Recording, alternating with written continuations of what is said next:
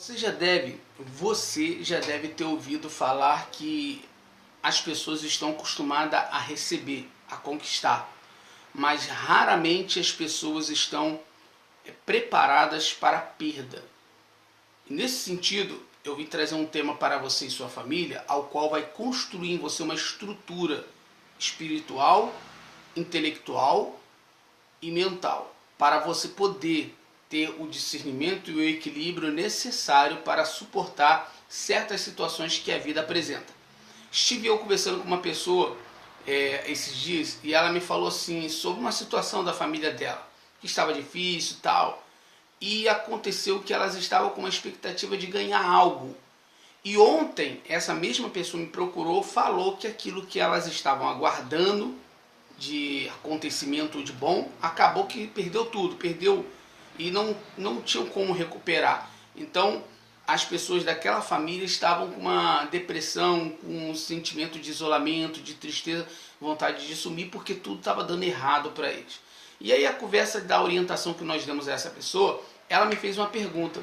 A pergunta dela foi a seguinte: Deison, para você, tudo é coisa do pensamento, da mente? Eu de pronto falei para ela sim, exatamente. Nesse momento eu peguei essa pergunta dela e trouxe para o canal. Por quê? Porque nós, na realidade, seres humanos, desde que nascemos no mundo inteiro, aprendemos a estudar, a crescer. Já adolescente, nós temos a ilusão de que para ter uma vida boa é necessário você estudar, ter um bom emprego, formar uma boa família e estar com uma vida estável, próspera, de prosperidade. É a base, é o básico para uma vida de felicidade. Entretanto, o próprio sistema no mundo inteiro não dá o suporte de preparar a mente, o cérebro da pessoa para perdas. Nesse sentido, foi o que eu orientei essa pessoa, que as pessoas elas têm esse tipo de comportamento de se isolar, de querer sumir após uma perda, pelo fato de que a sua mente, o seu cérebro, desde que nasceram, de fato, não tem para onde fugir, não há outra verdade além dessa. O cérebro dela foi condicionado a apenas ganhar. Não há uma estrutura ao perder, não há uma estrutura ao não ter realizado a sua expectativa, os seus anseios. Uma vez que o cérebro ele cria expectativa, o cérebro ele cria anseios pelo algo que está por vir, e quando esse algo não vem, é como se tirasse o tapete da pessoa, como se ela não tivesse mais algo para se segurar, não houvesse mais a quem recorrer. Logo a mente dela entra num campo de isolamento, de escuridão, com inclinação à depressão.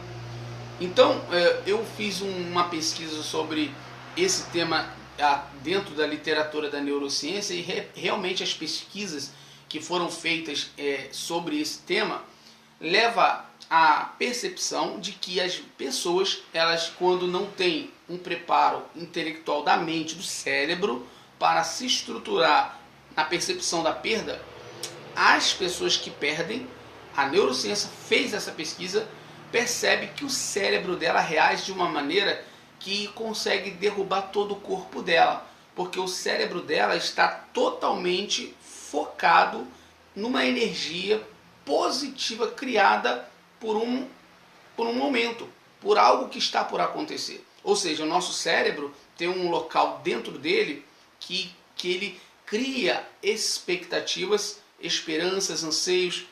É aquela parte podemos dizer assim em outras palavras, que cria a fé. Então, esse espaço do cérebro, quando a resposta que vem até ele entende quando alguém diz para ele: olha, não deu certo, olha, perdeu, olha, não tem o que fazer. Enfim, quando a notícia que vem é da perda, naquele campo do cérebro, na hora, é como se tivesse esmiuçado toda aquela esperança. E ele migra para uma outra parte do cérebro, que é a parte da tristeza, a parte do luto, a parte da insatisfação, a parte que leva à escuridão do sentimento da depressão, que é como se estivesse descendo para a própria alma. Então o nosso cérebro ele tem vários neurônios, vários campos nele tem uma função. E uma das funções dele é essa parte que libera essa sensação de esperança e de algo por vir. E esse momento que ela está criando a ansiedade, o corpo reage com uma certa euforia, expectativa, uma certa alegria, mas por esse cérebro não ter sido preparado para perdas, não ter um recurso para perda, uma estrutura, então a palavra perda ou não, o dito para ela não, é como se tivesse jogado tudo isso fora, para fora, e ela ficasse no isolamento de uma mente triste, e que é como se ela dissesse: eu não tenho condição, eu sou inferior, eu não presto para estar nesse mundo, ou o mundo não tem sentido para mim, nada mais tem prazer para a minha vida porque eu perdi. Seja a perda familiar de um ente querido, seja a perda de um emprego, de um projeto, seja a perda de uma expectativa de um namoro, de um casamento, seja o que for. O cérebro, ele cria esse tipo de sentimento. Porém, quando essa pessoa me perguntou o porquê que eu achava que tudo era da mente, eu falei para ela: veja você, eu falei exatamente assim, veja você, se uma pessoa, por exemplo, que tem uma denominação, uma igreja, vamos botar assim, uma fé, que é podemos dizer, é o suporte dela, né? É aquele negócio onde ela não cai, né? É o suporte dela. Vamos dizer que ela tem uma religião, ela tem uma fé.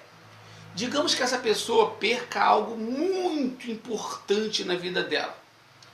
Na maioria das vezes você vai encontrar essas pessoas com um tipo de fé, quando perde alguém ou alguma coisa, um projeto, elas vão ter uma inclinação a um despertar do cérebro mais racional e com um sentimento de tristeza e realidade. Isto é, por exemplo, uma pessoa que tem uma fé, uma religião, ela perdeu algo, é como se tivesse dado um choque de realidade nela e tirado ela do mundo da fantasia. E ela percebe que a vida não é só aquilo que ela pensava que era. Então, se ela tem uma fé, muitas das vezes essa fé não consegue tirar ela da inclinação da depressão, do isolamento. Muitas pessoas têm um condicionamento do cérebro exatamente pelo que ela aprendeu até hoje, pela parede que limita o pensamento dela, o cérebro, a estrutura. Então as pessoas, elas têm a sua fé, têm as suas religiões, mas no momento que ela perde, ela não suporta. Você pode retirar isso até mesmo de um simples olhar. Por exemplo, observar. Quando você observa uma pessoa de uma certa denominação, de uma igreja, de uma determinada fé, em uma fila grande de banco, uma fila de casa lotérica, seja lá onde for, perceba a reação dela. Na maioria das vezes você vai perceber, se ela estiver sozinha, que ela pode até estar calada ali, mas ela está insatisfeita. Você vai ver ela mexendo no pé, vai ver ela inquieta. E se ela estiver com outra pessoa, é natural que ela vai começar junto com a outra a reclamar. Isso no mundo inteiro. E você vai ver também, em outra situação, no calor do trânsito, no trânsito parado, a reclamação é a mesma coisa.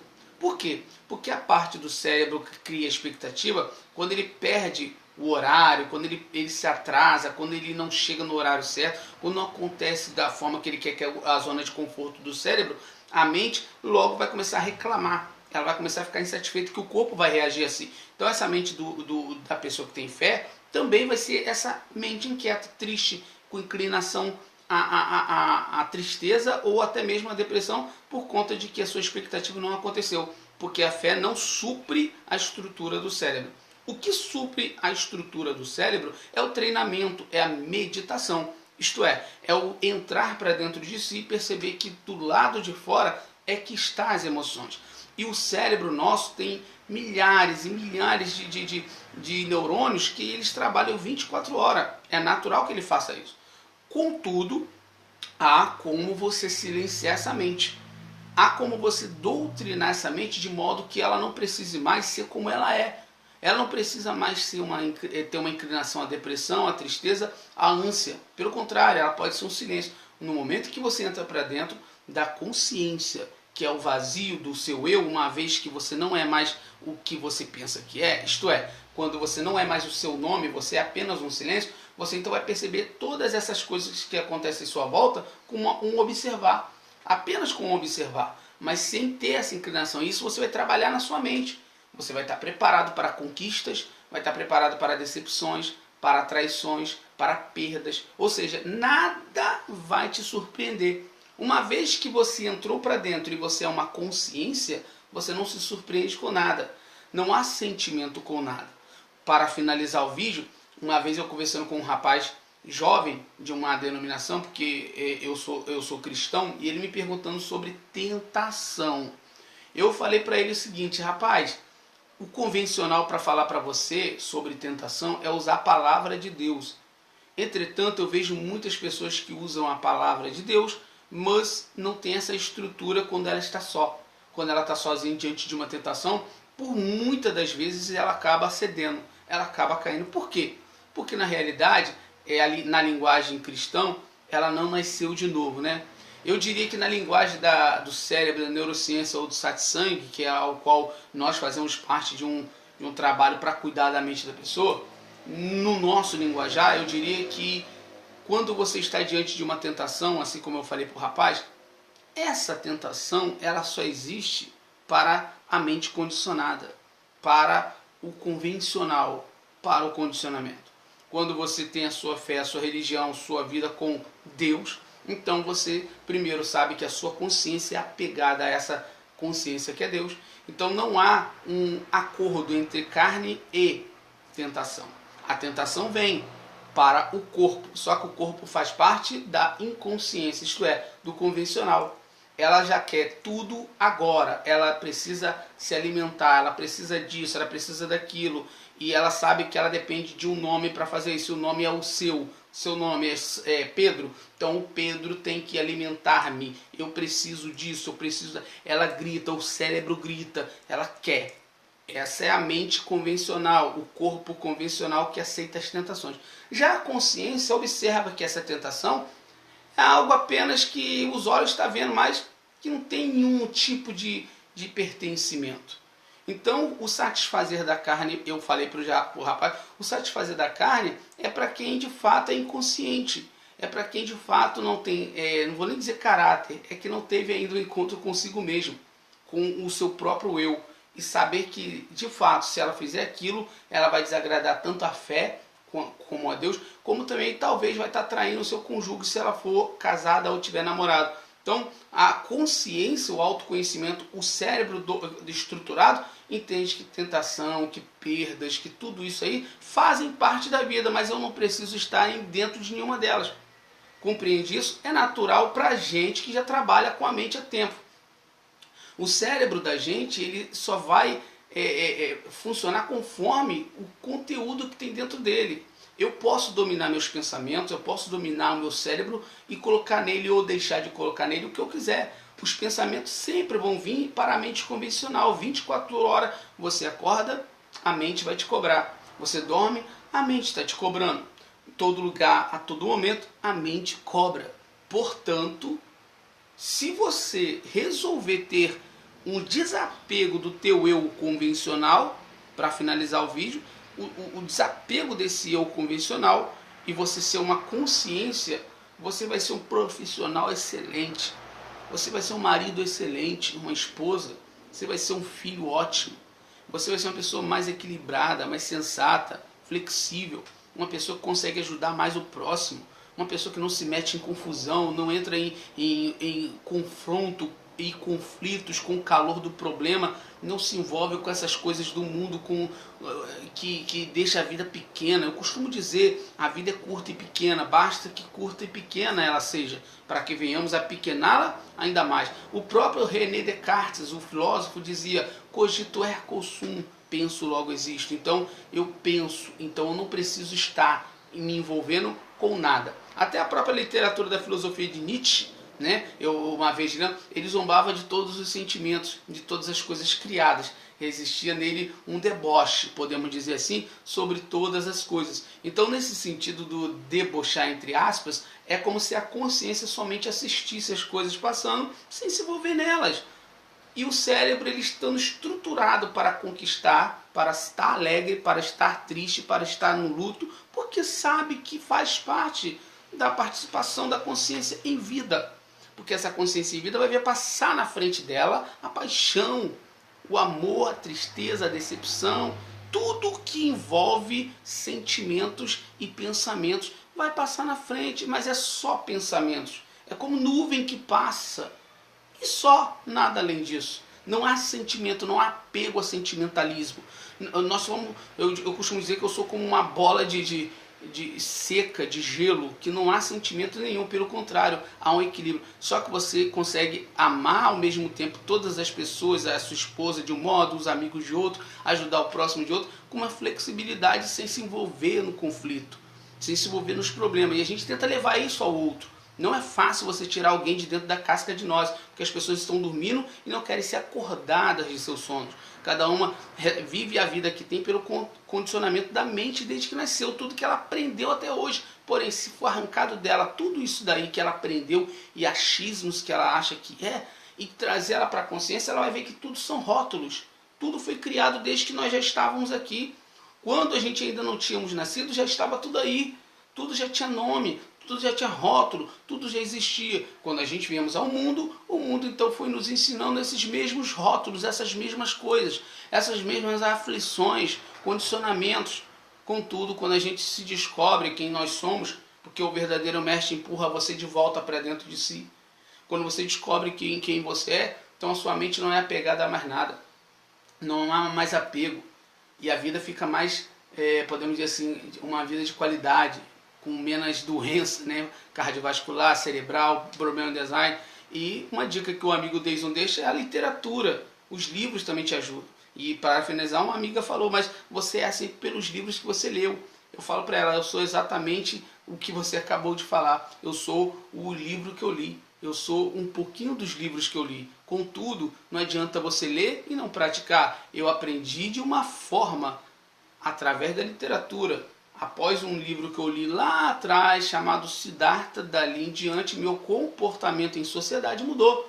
Porque é como se fosse um despertar ligado à chave. A chave ligou e eu percebi que tudo é vaidade debaixo do sol. Nós devemos apenas tentar fazer a vida do próximo melhor. A nossa vida já é boa. Aqui, agora e no estar. Aonde estiver, você está bem. No calor, numa fila de banco, no frio, aonde estiver. Você está bem porque o seu cérebro ele está já preparado a só observar, a não sentir nada, a não sentir tristeza, emoção. Porque se tiver que chorar o luto, chore, tem que chorar. Se tiver que ficar triste, fique triste, porque o corpo sente, tem nervo. Você não é de aço, ninguém é de aço, eu não sou de aço. Tem que chorar, chore. Tem que sorrir, sorria, fique alegre. Quer dançar o seu pagode, dance, o seu forró, faça o que tiver que fazer. Mas por trás de tudo isso, há um silêncio. Há uma paz que deve permanecer todos os dias. E isso através de meditação. E fica a pergunta: quem é você? Não perguntei o seu nome. Fora do seu nome, quem é você? Não perguntei sua profissão. Estou perguntando: quem é você?